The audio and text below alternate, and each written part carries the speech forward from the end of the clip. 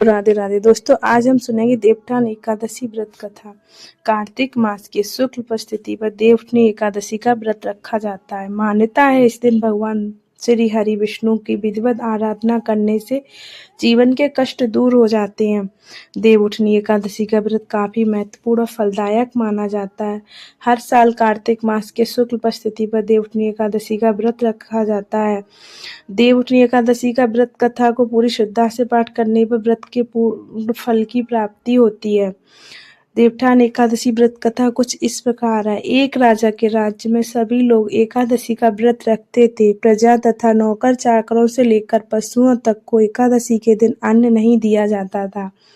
एक दिन किसी दूसरे राज्य का एक व्यक्ति राजा के पास आकर बोला, महाराज कृपया करके मुझे नौकरी पर रख लें। तब राजा ने उसके सामने एक शर्त रखी कि ठीक है, रख लेते, किंतु रोज तो तुम्हें खाने को सब कुछ मिलेगा, पर एकादशी को अन्न नहीं मिलेगा। उस व्यक्ति ने उस समय हाँ कर ली, पर एकादशी के दिन उसे फलाहार का सामान दिया गया तो वह राजा के सामने गिड़गिड़ाने लगा। कहा, महाराज इससे मेरा पेट नहीं भरेगा, मैं भूखा ही मर जाऊंगा, मुझे अन्न दे दो। राजा ने उसे शर्त की बात याद दिलाई, तब वह अन्न छोड़ने को तैयार नहीं हुआ। तब राजा ने उसे आटा, दाल, चावल आदि दिए। वह नित्य की तरह नदी पर पहुंचा और स्नान कर भोजन पकाने लगा।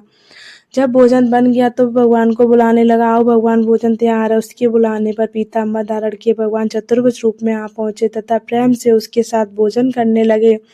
भोजन करने के बाद भगवान अंतर्ध्यान हो गए, वह अपने काम पर चला गया।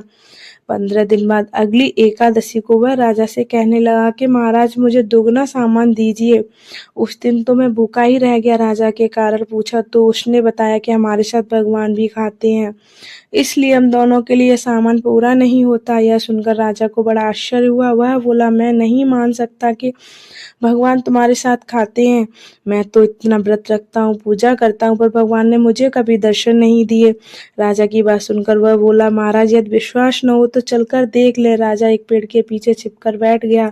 उस व्यक्ति ने भोजन बनाया तथा भगवान को शाम तक पुकारता रहा, परंतु भगवान न आए। अंत में उसने कहा, हे भगवान, यदि आप नहीं आए तो मैं नदी में कूदकर प्राण त्याग दूंगा। लेकिन भगवान नहीं आए। तब वह प्राण त्यागने लगा, नदी की तरफ बढ़ गया। प्राण त्यागने का उसका दृढ़ जानकर शीघ्र ही भगवान ने प्रकट होकर उसे रोक लिया और साथ बैठकर भोजन करने लगे। खा पी कर वे उसे अपने विमान में बिठाकर अपने धाम ले गए। यह देख राजा ने सोचा कि व्रत उपवास से तो कोई फायदा नहीं होता जब तक मन शुद्ध न हो। इससे राजा को ज्ञान मिला।